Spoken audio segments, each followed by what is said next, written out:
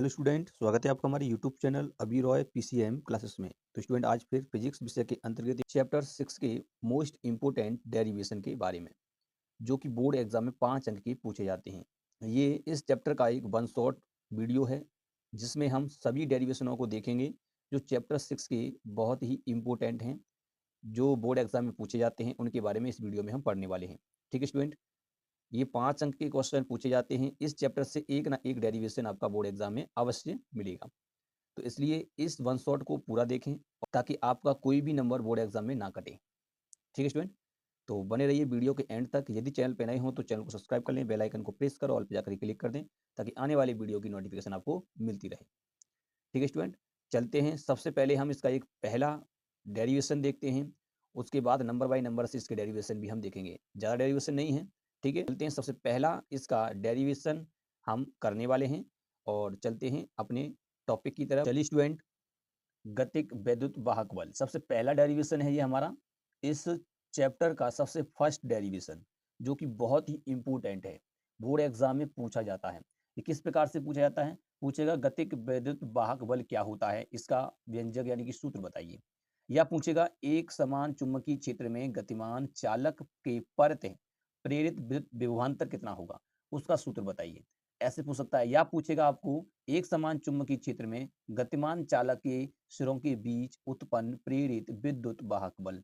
ठीक है, इन इस प्रकार से क्वेश्चन को पूछ सकता है। ठीक है स्टूडेंट, तो चलिए सबसे पहले हम इसको चित्र से समझते हैं कि किस प्रकार से किसकी बात कर रहा है। देखो यहाँ पर बात कर रहा है एक समान चुंबकीय क्षेत्र में गतिमान चालक की परत प्रेरित विभवांतर की बात कर रहा है, यानी कि विद्युत वाहक बल कहो या विभवांतर बात कहो, बात एक ही होती है। ठीक है नहीं?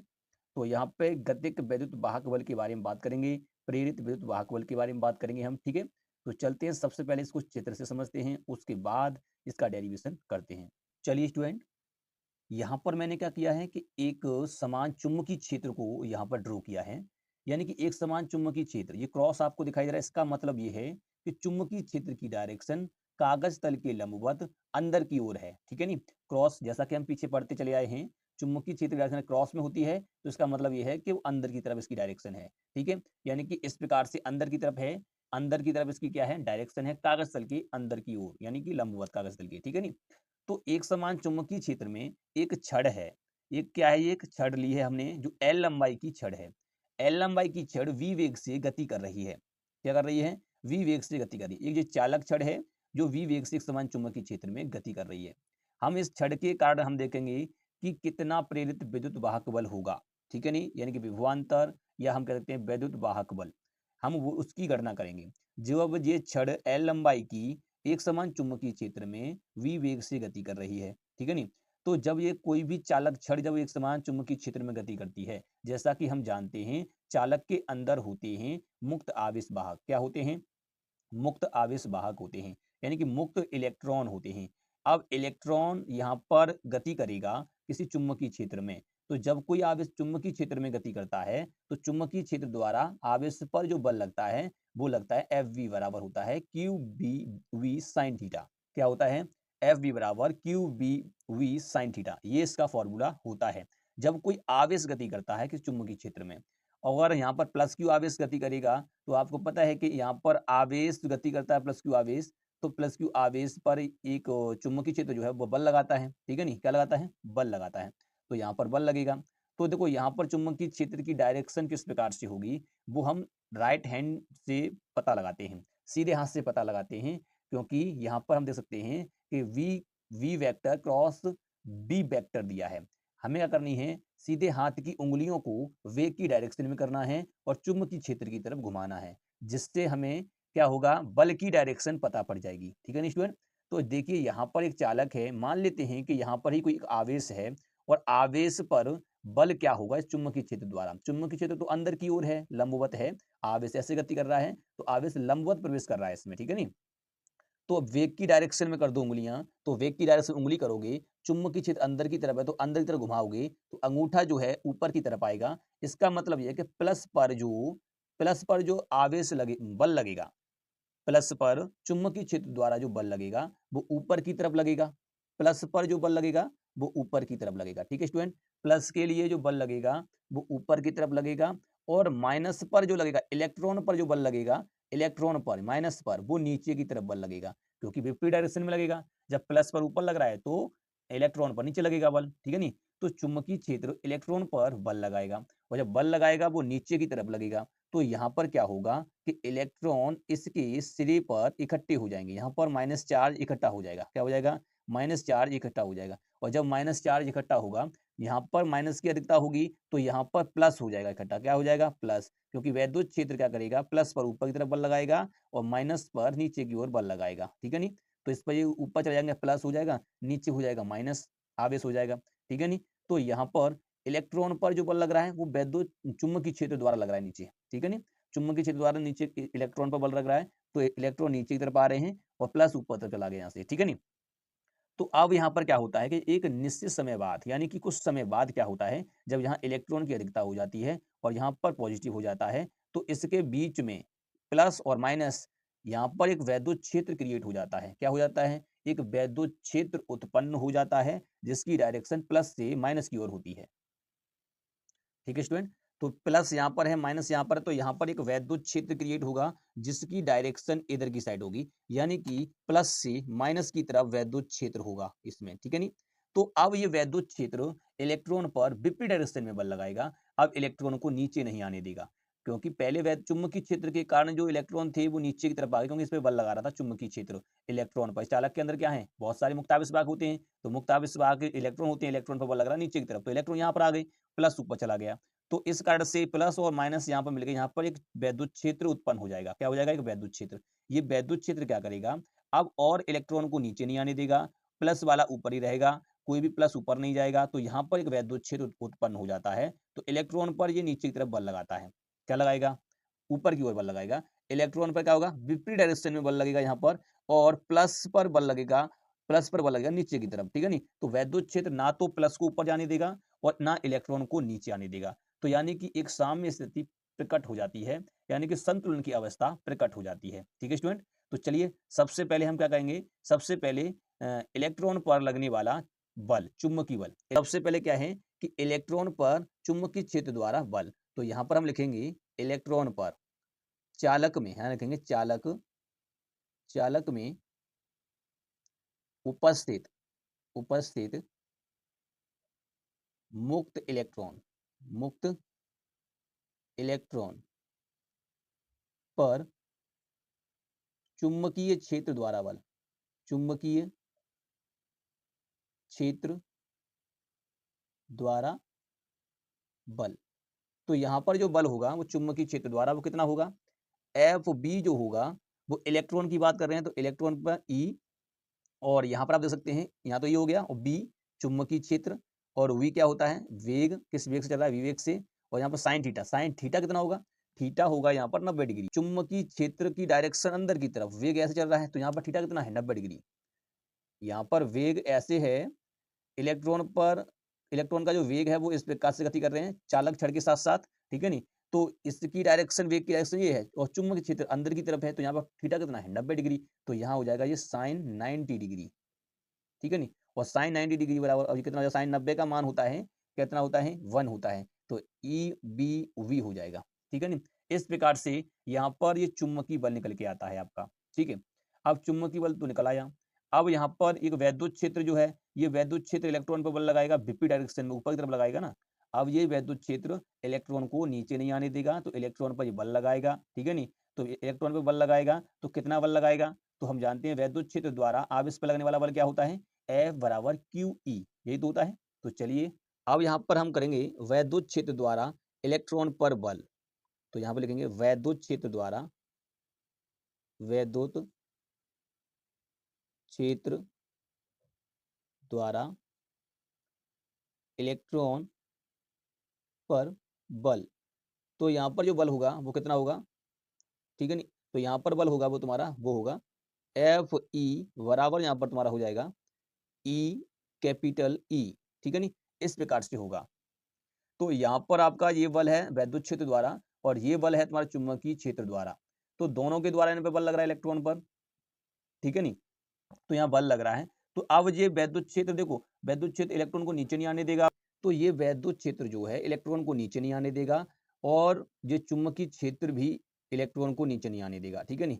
तो अब यहाँ पर ये चुंबकीय क्षेत्र, वैद्युत क्षेत्र जो है इलेक्ट्रॉन को अब नीचे नहीं आने देगा और प्लस को ऊपर नहीं आने देगा, ठीक है नहीं। और ये चुंबकीय क्षेत्र भी जब इस पे जो बल लगा रहा है वो चुंबकीय क्षेत्र वैद्युत क्षेत्र के बराबर हो जाएगा, क्योंकि जब वैद्युत क्षेत्र जो है चुंबकीय क्षेत्र के बराबर होगा तभी तो इसका विरोध कर पाएगा, इसका चुंबकीय बल का, ठीक है नहीं। तो जब ये दोनों क्या हो जाएंगे, इसके बराबर हो जाएंगे, तो ये जो स्थिति होती है वो साम्य स्थिति होती है। क्या होती है? साम्य अवस्था की स्थिति। तो अब जब ये साम्य अवस्था की स्थिति में होंगे, संतुलन की अवस्था कहते हैं इसे, क्या कहते हैं?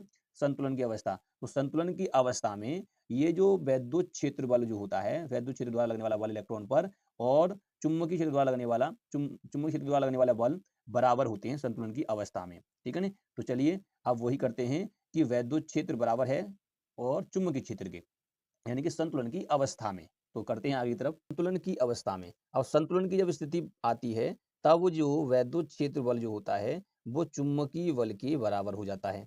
इस कंडीशन में ई कैपिटल ई बराबर ई वी कैपिटल वी इसके बराबर हो जाएगा। यहाँ से देखो ई से ई कट जाएगा तो यहाँ पर ई बराबर निकल के आएगा वी बी, ठीक है नहीं, ये तुम्हारा यहाँ पे निकल के आएगा, ठीक है। यहाँ पर तुम्हारा जो निकल के आया है वो ई वी बी था और ई से ई कट गया तो यहाँ पर ई बराबर वी बी निकल के आएगा। अब जब छड़ जो थी, छड़ पर जो छड़ थी, छड़ तुम्हारी थी, वो छड़ पर क्या हुआ था कि एक तरफ छड़ की लंबाई कितनी थी? छड़ की लंबाई थी एल और नीचे था इस पे माइनस और ऊपर था प्लस, ठीक है नहीं, ऊपर था प्लस। तो अब ये एक मिनी बैटरी की तरह कार्य करेगी, यानी कि छोटी बैटरी की तरह कार्य करेगी। तो यहाँ पर एक वैद्युत क्षेत्र उत्पन्न हो रहा है वो ई, हो रहा नहीं हो रहा, वैद्युत क्षेत्र ई उत्पन्न हो रहा है यहाँ पर। तो यहाँ पर हम कह सकते हैं कि जो चालक क्षण जो है, चालक क्षण एक छोटी सूक्ष्म बैटरी की तरह काम करेगी। तो यहाँ पर हम जानते हैं, क्या जानते हैं कि अब जो चालक क्षण जो है वो एक सेल की भांति यानी कि बैटरी की भांति कार्य करती है। तो यहाँ पर होगा अब, तो यहाँ से अगर हम निकालें तो हम जानते हैं कि ई बराबर जो होता है वो वी अपॉन एल होता है। क्या होता है? वी अपॉन एल, विभव प्रवणता से, ठीक है नहीं। तो वहां से ई बराबर वी अपॉन एल हो जाएगा, ठीक है। अब यहाँ पर देखिए कि ये तुम्हारा क्या है? वी है और ये क्या है तुम्हारा? एल है। अब एल है यहाँ पर और ये ई है, इसका इसमें गुणा करेंगे तो क्या हो जाएगा? देखो यहाँ पर माइनस आता है, यहाँ पर क्या होता है? माइनस, क्योंकि विभव प्रवणता का सूत्र पढ़ा था उसमें हमने देखा था कि यहाँ पर क्या आता है? माइनस आता है एक, ठीक है।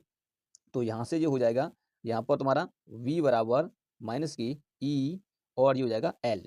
अब ये वाली वैल्यू उठा करके यहाँ पर रख दो, जब इस वैल्यू को यहाँ पर रखा जाएगा तो ये हो जाएगा v बराबर हो जाएगा माइनस का वी बी एल, ठीक है नहीं। तो वी बी एल हो जाएगा और ये तुम्हारा निकल के आता है क्या? सूत्र, यानी कि प्रेरित विद्युत वाहक बल, इसे ही हम कहते हैं, ई से दिखा देते हैं, ई बराबर माइनस के वी बी एल। तो ये प्रेरित विद्युत वाहक बल होता है जब एक छड़ एक समान चुंबकीय क्षेत्र में गति करती है, ठीक है स्टूडेंट। यहाँ पर ये माइनस जो आया है वो डायरेक्शन से आता है, ठीक है नहीं। तो यहाँ पर ये क्या है? एल जो होता है लंबाई, वी चुंबकीय क्षेत्र, वी जो होता है उसका वेग और ये प्रेरित विद्युत वाहक बल होता है, ठीक है स्टूडेंट। तो इस प्रकार से जब कोई एक छड़ चुंबकीय क्षेत्र में गति करती है तो प्रेरण के कारण एक प्रेरित विद्युत वाहक बल उत्पन्न होता है उसमें, क्योंकि चुंबकीय प्रेरण की घटना होती है, उससे क्या होता है? फ्लक्स फ्लक्स में परिवर्तन होगा जिससे क्या होगा? एक प्रेरित विद्युत वाहक बल उत्पन्न होगा, ठीक है। तो इस प्रकार से ये वाला डेरिवेशन होता है, तो ऐसे आपको करना होगा, ठीक है नहीं। अब हम चलते हैं इसकी सेकेंड डेरिवेशन की तरफ, ठीक है। उम्मीद, चलिए स्टूडेंट अब हम सेकेंड डेरिवेशन को देखते हैं। सेकेंड डेरिवेशन भी बहुत ही इंपॉर्टेंट डेरिवेशन है, जो हमने पहले पढ़ा है उसी के आधार पे है ये। उसमें क्या था कि एक छड़ को एक रेखिक गति कर रही थी छड़, परंतु यहाँ पर जो है अब एक छड़ को हम किस प्रकार से घुमाना है? घूर्णन गति कराना है। तो यहाँ पर है एक समान चुंबकीय क्षेत्र में घूर्णन करती छड़ के कारण प्रेरित विद्युत वाहक बल का सूत्र, ठीक है नहीं। जब एक क्षण चुंबकीय क्षेत्र में घूर्णन करे यानी कि घूमे, ठीक है नहीं, केंद्र मान करके कोई भी एक केंद्र बिंदु लेकर के वो घूमना शुरू कर दे कोणीय वेग से, तो उस कंडीशन में प्रेरित विद्युत वाहक बल क्या होता है उसका व्यंजक यहाँ पर हम पढ़ने वाले हैं, सूत्र यहाँ पर हम पढ़ने वाले हैं, ठीक है। तो चलते हैं, स्टार्ट करते हैं। सबसे पहले एक चित्र से इसको समझते हैं। स्टूडेंट आपको दिखाई दे रहा है कि यहाँ पर एक छड़ है, इस छड़ की लंबाई जो है वो एल है। अब ये ओमेगा कोण से, ओमेगा कोणीय वेग से ये घूम रही है, ठीक है नहीं। कोणीय वेग से अगर ये घूम रही है इस प्रकार से ये घूम रही है, ऐसे ऐसे, ठीक है नहीं। कोणीय वेग से यहाँ पर ये घूम रही है, एल लंबाई की छड़ है, एक समान चुंबकीय क्षेत्र में कोणीय वेग से ये घूम रही है। तो जैसा कि हमने पढ़ लिया है कि एक रेखिक छड़, जब कोई छड़ रेखिक गति करती है जैसे चुंबकीय क्षेत्र में, तब उस पर बल कितना होता है, तब उसके लिए जो बल होता है वो कितना होता है, तो मैं यहाँ पे लिख देता हूँ, है वो होता है प्रेरित विद्युत वाहक बल माइनस के VBL। ये फॉर्मूला होता है जब एक क्षण रेखिक गति करती है, रेखिक गति करे। अभी तो ये कोणीय वेग से घूम रही है, इस कारण से इसका प्रेरित विद्युत वाहक बल कुछ और होगा, रेखिक गति करेगी तब ये होता है। अब हम जानते हैं कि कोई भी छड़ जब कोणीय वेग से घूमती है, कोणीय वेग से घूमती है यहाँ पर, तो हमें यहाँ पर क्या करना होगा, हमें यहाँ पर देखना होगा, सबसे पहले इस छड़ का एक छोटा सा पोजीशन लेंगे, हम छोटा सा हिस्सा इसका ले लेंगे। ये हमने छोटा सा हिस्सा ले लिया, इसे हम कहेंगे dx कहेंगे, क्या कहेंगे इसको, dx। और यहाँ से जो x दूरी पर हमने मान लिया, ठीक है नहीं, हमने x दूरी पर एक dx अल्पांश ले लिया और ये इस प्रकार से गति कर रही है ऐसे करके, ठीक है नहीं, ऐसे तो घूम रही है। तो ये dx अल्पांश जो होगा, छोटा सा अल्पांश एक रेखिक गति करेगा, ये यहाँ पर क्या करेगा, रेखिक गति करेगा। तो छोटे से अल्पांश के लिए प्रेरित विद्युत वाहक बल जो होगा वो कितना होगा, अल्पांश dx के लिए, तो यहाँ पे हम बात करेंगे dx अल्पांश, अल्पांश के लिए, के लिए प्रेरित विद्युत वाहक बल, प्रेरित विद्युत वाहक बल, विद्युत वाहक बल वो होगा d, यानी कि छोटा ही होगा प्रेरित विद्युत वाहक बल, यहाँ पर हो जाएगा माइनस के, माइनस लगाएंगे यहाँ पर, और क्या है तुम्हारा वेग, v वेग से, और v, और l कितना है, dx है, ठीक है नहीं, इस प्रकार से। तो इस प्रकार से जो होगा यहाँ पे, अब देखो यहाँ पर हम छोटा सा हिस्सा के लिए ये क्यों लिया, क्योंकि जब एक पूरा हिस्सा कोणीय वेग से घूमेगा तो इसका छोटा सा हिस्सा एक कोणीय वेग से, हाँ, छोटा सा हिस्सा इसका एक रेखीय वेग से चलेगा। यानी कि अगर यहाँ से थोड़ी सी दूरी तय करेगा, छोटा सा हिस्सा लेंगे, तो ये यहाँ से जहाँ तक आएगा तो इसको भी यहाँ से यहाँ तक इसको ऐसा लगेगा कि आपको कि यहाँ पर इसने रेखीय गति करी है, तो यहाँ से यहाँ तक आने में इसको रेखिक गति करना पड़ेगा। तो यहाँ पर एक ये पूरी छड़ थी, इस पूरी छड़ के छोटा सा भाग लिया, छोटा सा भाग रेखिक गति करता है, क्या करेगा, रेखिक गति करता है। तो रेखिक गति करता है, तो रेखिक गति के लिए हमने विद्युत वाहक बल का फॉर्मूला होता है माइनस के VBL, ठीक है नहीं। तो dx अल्पांश के लिए प्रेरित विद्युत वाहक बल कितना होगा, छोटे से अल्पांश के लिए, ये अल्पांश हमने कितनी दूरी पर लिया है, x दूरी पर लिया है, तो इतना हो जाएगा। अब हम जानते हैं, क्या जानते हैं, तो हम जानते हैं वी नो डेट, हम जानते हैं वी नो डेट कोणीय वेग तथा रेखीय वेग में संबंध क्या होता है, कोणीय वेग और रेखीय वेग में संबंध होता है। तो हम जानते हैं कि कोणीय वेग, कोणीय कोणीय वेग तथा रेखीय वेग में संबंध, रेखीय वेग, रेखीय वेग, कोणीय वेग तथा रेखीय वेग में संबंध, में संबंध क्या होता है, वो होता है v बराबर ओमेगा r होता है, ये होता है संबंध, ठीक है नहीं, ओमेगा r। तो यहाँ पर r कितना है, r यानी कि दूरी यहाँ पर ली जाएगी त्रिज्या की दूरी, तो यहाँ पर r लिया जाएगा, r क्या है, त्रिज्या, कोई वृत्ताकार मार्ग पर घूम रहा है कण तो उसकी त्रिज्या ली जाएगी, तो यहाँ पर त्रिज्या कितनी है, x है, तो वही त्रिज्या ली जाएगी, तो यहाँ पर हो जाएगा v बराबर होगा ओमेगा, कितना है यहाँ से x है, तो ये x होगा। तो यहाँ पर ये अल्पांश के लिए है तुम्हारा यहाँ पर, ठीक है नहीं, इसके लिए। अब v तुम्हारा यहाँ पर दिया है, इस v को उठा के इस फॉर्मूला में रख देंगे, इस वाले में जब रखा जाएगा इसमें रखेंगे तो कितना हो जाएगा, तो यहाँ पर ये क्या हो जाएगा, डी ई हो जाएगा, बराबर हो जाएगा यहाँ पर minus omega X B D X, ठीक है नहीं, इस प्रकार से हो जाएगा। तो ये छोटे से खंड के लिए है, यानी कि ये आपका छोटा सा खंड है, इसके लिए प्रेरित विद्युत वाहक को निकल गया। अब हमें इस पूरे चालक छड़ के कारण अगर हमें निकालना होगा तो किस प्रकार से निकालेंगे, इसका समाकलन कर देंगे, क्योंकि कोणीय वेग से घूम रही है, तो यहाँ समाकलन जो होगा लिमिट के साथ करेंगे, कहाँ से कहाँ तक करना है, हमें करना है 0 से l, क्योंकि l लंबाई है ना इसकी, तो 0 से l करेंगे यहाँ पर हम समाकलन इसका, ठीक है। तो चलते हैं संपूर्ण चालक छड़ के लिए, अब संपूर्ण चालक छड़ के लिए यहाँ पर जब निकालेंगे तो समाकलन करना पड़ेगा, जब समाकलन करेंगे तो प्रेरित विद्युत वाहक बल ये आएगा तुम्हारा, समाकलन करेंगे इसका, हम किसका करेंगे, डी ई का समाकलन करेंगे, यहाँ पर माइनस है वो माइनस बाहर आ जाएगा यहाँ पर, ठीक है नहीं, तो ये हो जाएगा यहाँ पर तुम्हारा प्रेरित विद्युत वाहक बल माइनस, यहाँ पर हम 0 से l लेंगे लिमिट इसकी, और omega B X D X इस प्रकार से रख लेंगे, ठीक है नहीं। तो यहाँ से ओमेगा और बी बाहर निकाल लेंगे, तो ये बाहर निकल आएगा, तो प्रेरित विद्युत वाहक बल हो जाएगा माइनस के ओमेगा बी, इंटीग्रेशन यहाँ पर तुम्हारा हो जाएगा 0 से l, और ये हो जाएगा एक्स डी एक्स, ठीक है नहीं। जब इसका इंटीग्रेशन करेंगे तो ये आएगा प्रेरित विद्युत वाहक बल माइनस के ओमेगा बी, और इसका समाकलन करते हैं तो ये आता है यहाँ पर एक्स 1+1 यानी कि 2 हो जाएगा, बट्टे में 2 हो जाएगा, ठीक है नहीं, 0 से एल हो जाएगा यहाँ पर। अब प्रेरित विद्युत वाहक बल लिमिट का मान लगाएंगे यहाँ पर, तो माइनस के ओमेगा बी, और यहाँ पर सबसे पहले अपर लिमिट का मान रखते हैं। अपर लिमिट का मान कितना है एल, तो ये हो जाएगा एल स्क्वायर बट्टे में 2, एक बार माइनस लगाएंगे, 0 का मान रखेंगे तो 0 हो जाएगा बट्टे में 2, ठीक है नहीं। अब 0 में जब भाग लगाते हैं तो 0 आता है, तो प्रेरित विद्युत वाहक बल हो जाएगा माइनस के ओमेगा बी, और यहाँ पर तुम्हारा जाएगा एल स्क्वायर बटे 2, इस प्रकार से तुम्हारा यहाँ पर हो जाएगा, ठीक है स्टूडेंट। तो प्रेरित विद्युत वाहक बल जो तुम्हारा यहाँ पर होगा होगा माइनस की omega B L square upon 2, ठीक है स्टूडेंट। अब यहाँ पर आप देखिए, अब देखिए इसमें हम जानते हैं कि ओमेगा जो होता है वो होता है 2 पाई एफ, ठीक है नहीं। ओमेगा का जो वैल्यू होता है 2 पाई एफ, जब उस 2 पाई एफ को यहाँ पर रखा जाएगा तो क्या हो जाएगा, ठीक है स्टूडेंट। अब इस वैल्यू को उठा के यहाँ पर रखेंगे तो प्रेरित विद्युत वाहक बल जो हो जाएगा वो हो जाएगा माइनस के 2 पाई एफ बी एल स्क्वायर बट्टे में 2, 2 से तो 2 कट जाएगा, तो प्रेरित विद्युत वाहक को जो निकल के आएगा वो कितना हो जाएगा, था आपका एफ यहाँ पर माइनस का है बी और पाई एल स्क्वायर हो जाएगा यहाँ पर। तो स्टूडेंट यहाँ पर आप देख सकते हैं कि पाई एल स्क्वायर, एल क्या थी, चालक छड़ की लंबाई, और यहाँ स्क्वायर है, और तुम जानते हो कि वृत्त का क्षेत्रफल होता है ए, क्या होता है, पाई आर स्क्वायर, तो आर त्रिज्या होती है, तो यहाँ एल क्या थी, चालक छड़ की लंबाई, तो वो एक त्रिज्या ही तो है, तो इस प्रकार से यहाँ पर इतना जो हो जाएगा वो ए हो जाएगा, तो प्रेरित विद्युत वाहक बल माइनस के हो जाएगा एफ ए बी, ठीक है नहीं। तो इस प्रकार से ये तुम्हारा यहाँ पर क्या निकल के आता है, प्रेरित विद्युत वाहक बल का फॉर्मूला निकल के आता है माइनस के एफ ए बी, एफ क्या है आवृत्ति, और यहाँ ए क्या है क्षेत्रफल, और बी क्या है चुंबकीय क्षेत्र, ठीक है स्टूडेंट। तो ये होता है आपका कि जब कोई छड़ कोणीय वेग से घूमती है, घूर्णन गति करती है, तब उसका प्रेरित विद्युत वाहक बल कितना होता है, उसके लिए ये फॉर्मूला निकल के आता है, ठीक है स्टूडेंट। तो उम्मीद करते हैं ये तो आपको समझ में आ चुका होगा, ये दोनों डेरिवेशन आपको क्लियर हो चुके होंगे।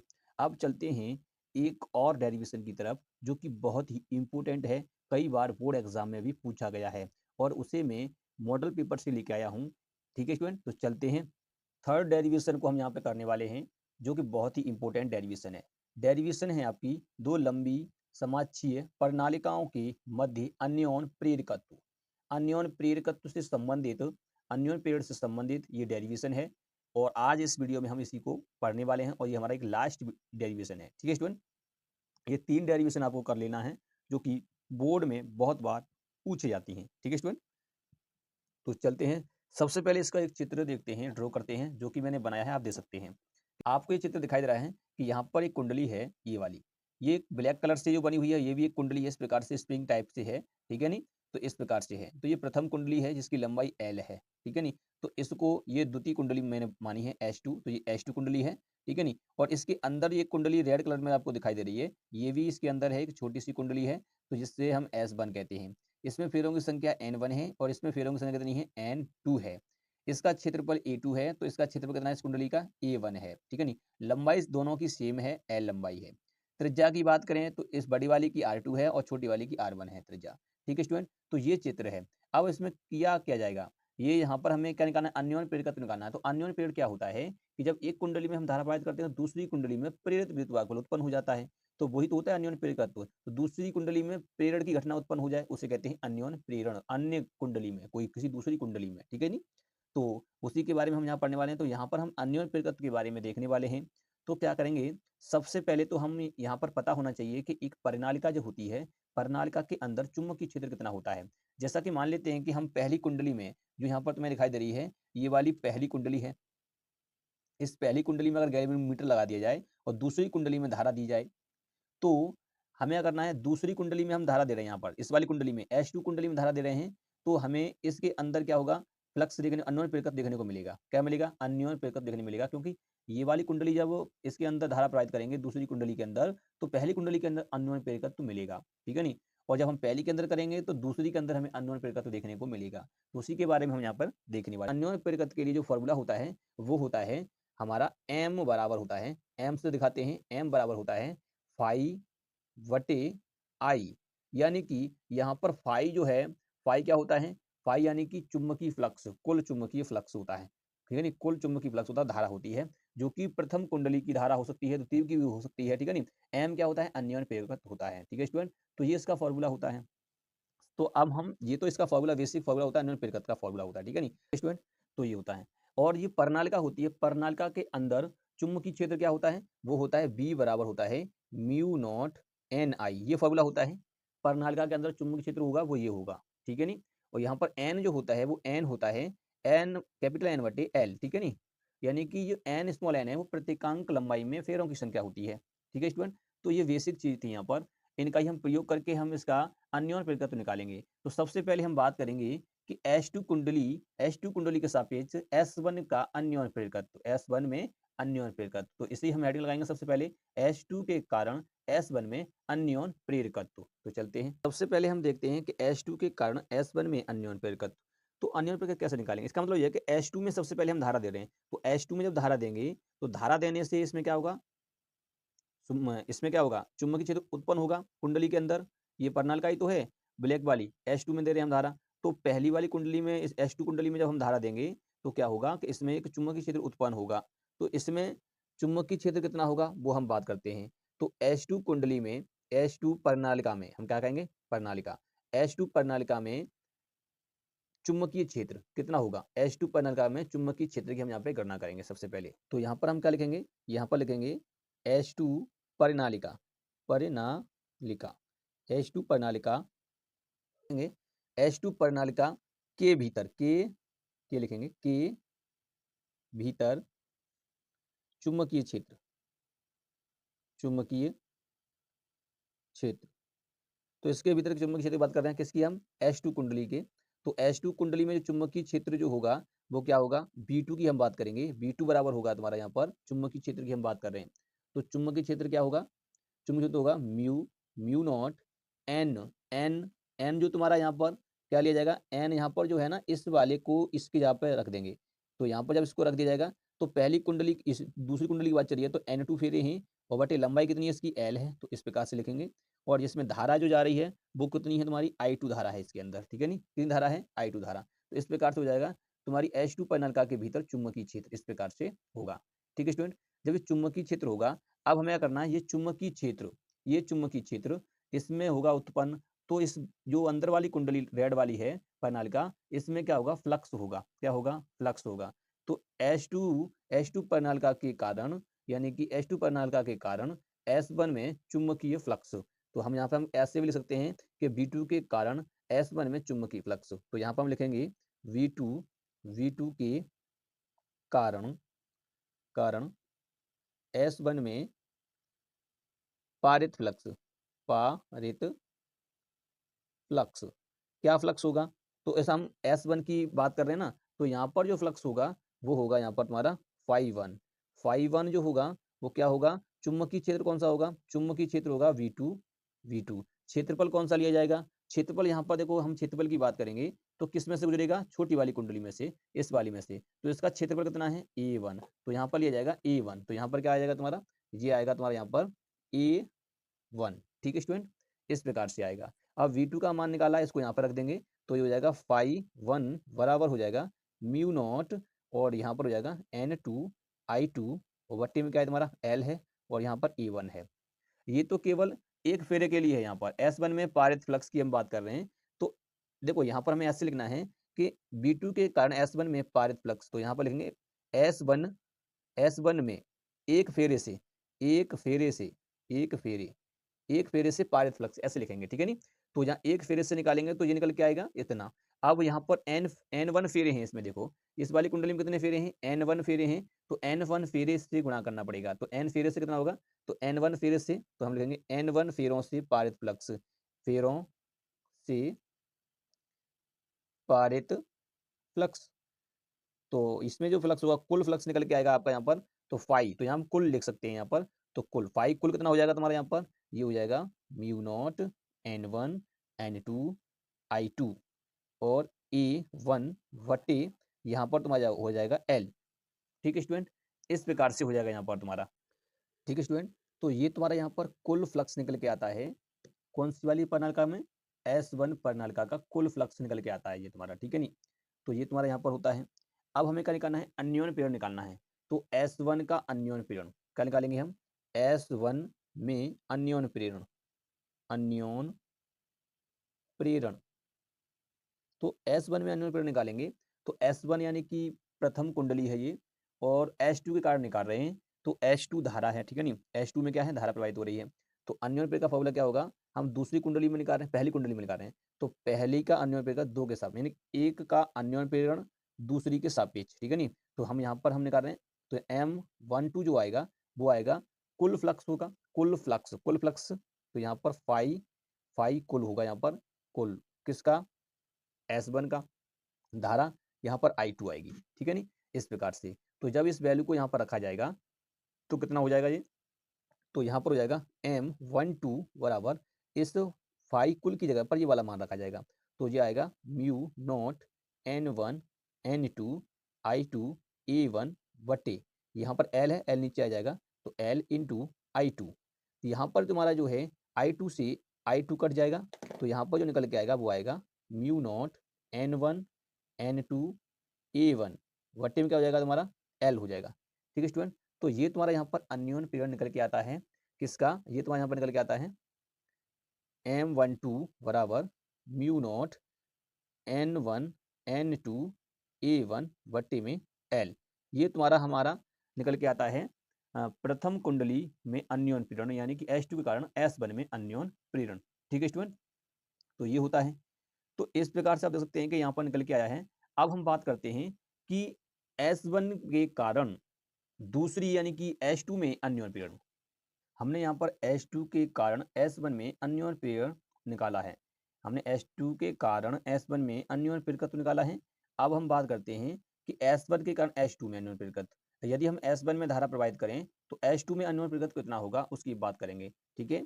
तो अन्योन पीरियड का फॉर्मूला तो आप जानते हैं क्या होता है, M बराबर होता है फाई बटे आई, आई यानी कि जिस कुंडली में धारा प्रवाहित कर रहे हैं उसकी धारा, और किसमें फ्लक्स आ रहा है उसका फ्लक्स, कुल फ्लक्स, ठीक है नहीं, वही होता है। और ये तो प्रणालिका का चुंबकीय क्षेत्र होता है। इसी के आधार पर तो हमने S2 के कारण S1 में अन्योन प्रेरकत्व निकाला था। अब हम क्या करेंगे, अब उल्टा करेंगे इसका, ठीक है नहीं, उल्टा करके देखेंगे कि S1 के कारण S2 में अन्योन प्रेरकत्व निकालेंगे। अभी हमने M12 निकाला है, ठीक है। तो चलते हैं, इसमें जब धारा प्रवाहित करेंगे तो इसमें फ्लक्स होगा, ठीक है नहीं, इसमें धारा प्रवाहित करेंगे तो इसमें क्या होगा, फ्लक्स होगा। तो चलते हैं, अब हम लिखेंगे S1 के कारण S2 में अन्योन प्रेरकत्व, S1 के कारण S2 में अन्योन प्रेरकत्व।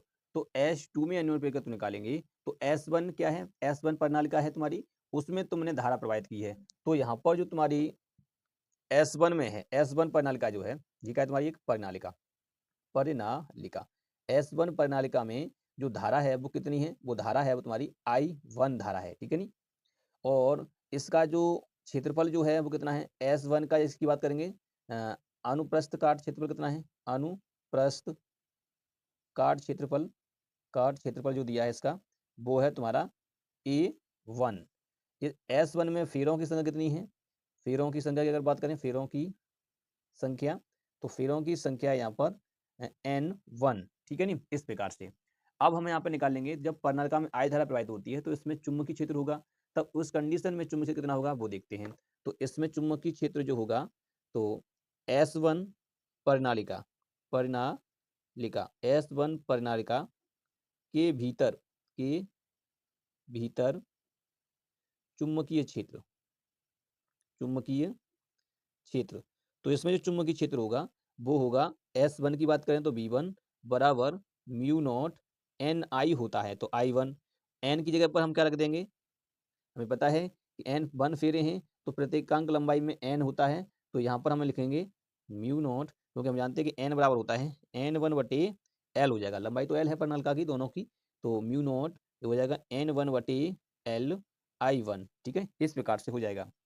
चुंबकीय क्षेत्र हमारा निकल आया। अब इस चुंबकीय क्षेत्र के कारण अब निकालेंगे फ्लक्स, तो यहाँ पर क्या होगा, फ्लक्स निकालेंगे, तो V1, V1 यानी कि V1 चुंबकीय क्षेत्र के कारण फ्लक्स, तो V1 के कारण, के कारण, अब यहाँ पर हम फ्लक्स के निकालेंगे के कारण H2, H2 के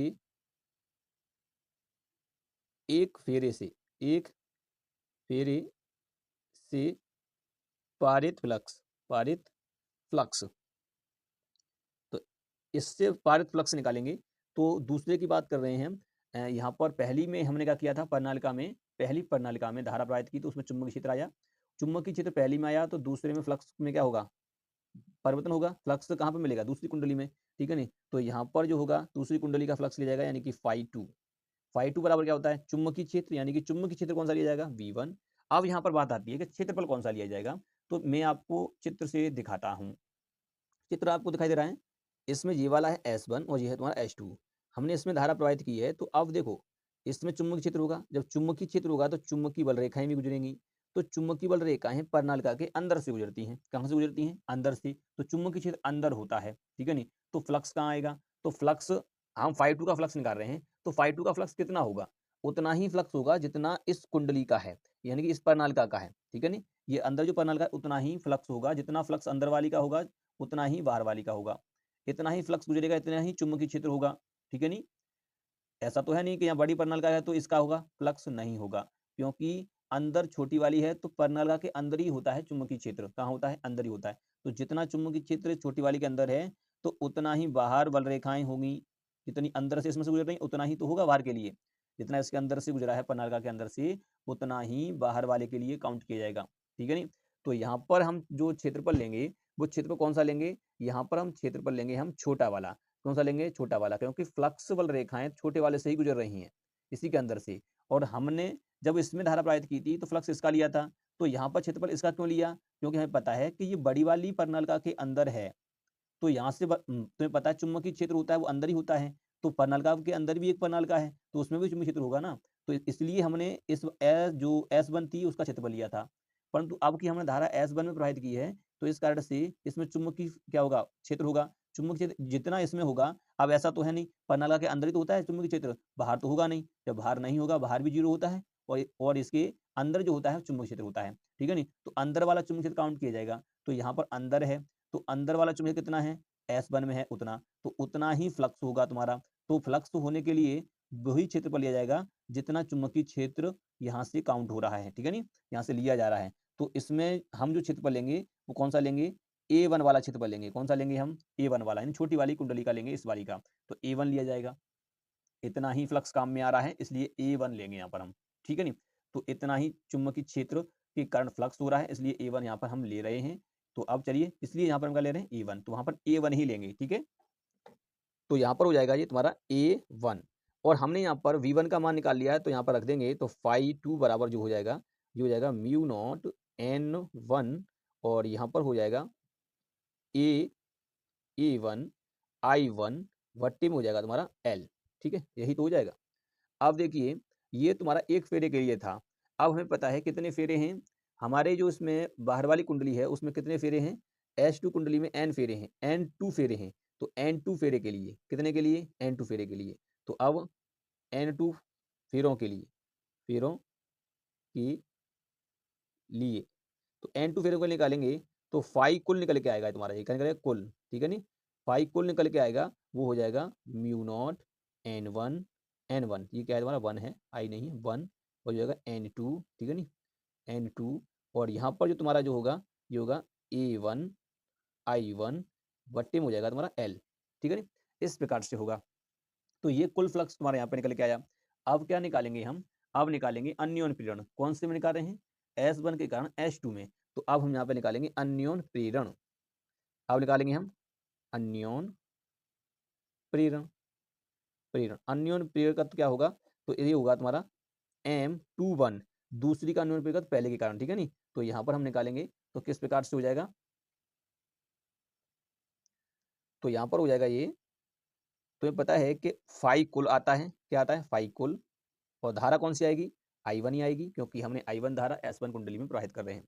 तो यहाँ पर हो जाएगा M21 बराबर फाई कुल कितना है, ये तुम्हारा mu naught N1 N2 E1 I1 बटे L है ना, L नीचे आएगा, L इंटू में I1। यहाँ पर क्या हो जाएगा, I1 से I1 कट जाएगा। जब I1 से I1 कट गया तो क्या बचा यहाँ पर, ये बचेगा तुम्हारा यहाँ पर M21 बराबर mu naught N1 N2 E1 बटे L। तो इस प्रकार से ये तुम्हारे यहाँ पर फॉर्मूला निकल के आता है। तो यहाँ पर जो पहले निकल के आया था उतना ही अब जो हमने किया है वो भी निकल के आया है। पहले वाली कुंडली के लिए जो हमने H2 के निकाला था, वो भी S से निकल के आया था, S1 से भी निकाला है, फिर भी वही अन्योन्य प्रेरकत्व निकल के आया। तो यहाँ पर अन्योन्य प्रेरण में तो कोई चेंजिंग नहीं हुआ है, ठीक है नी? अन्योन्य प्रेरण जो है वो सेम है, बराबर है, अर्थात हम कह सकते हैं कि M1 जो अन्योन्य प्रेरकत्व है वो M21 के इक्वल है, बराबर है। क्योंकि उतना ही जितना पहली बार किया था तब आया था, उतना ही इस बार जो किया है आया है, ठीक है ना, अन्योन्य प्रेरकत्व। तो ये होता है तुम्हारा 2 लंबी समाक्षीय प्रणालिकाओं के मध्य अन्योन्य प्रेरकत्व, ठीक है नी? किसी से भी पूछे आप निकाल सकते हैं, या दोनों से कहे तो भी निकाल सकते हैं, ठीक है नी? इस प्रकार से है, 5 अंक का पूछा जाता है। बहुत ही इंपॉर्टेंट डेरिवेशन थे, जो मैंने इस वीडियो में आपको एक वन शॉट के माध्यम से कराए हैं, ठीक है? तो उम्मीद करते हैं आपको समझ में आ चुका होगा, और यदि वीडियो पसंद आई हो तो लाइक करें, शेयर करें, चैनल को सब्सक्राइब करें, बेल आइकन को प्रेस जरूर कर दें, ताकि आने वाली वीडियो की नोटिफिकेशन आपको मिलती रहे, ठीक है स्टूडेंट? और यदि वीडियो में कोई त्रुटि हो तो कमेंट में जरूर बताएं, ठीक है? अब मिलेंगे नेक्स्ट वीडियो में, तब तक के लिए जय हिंद।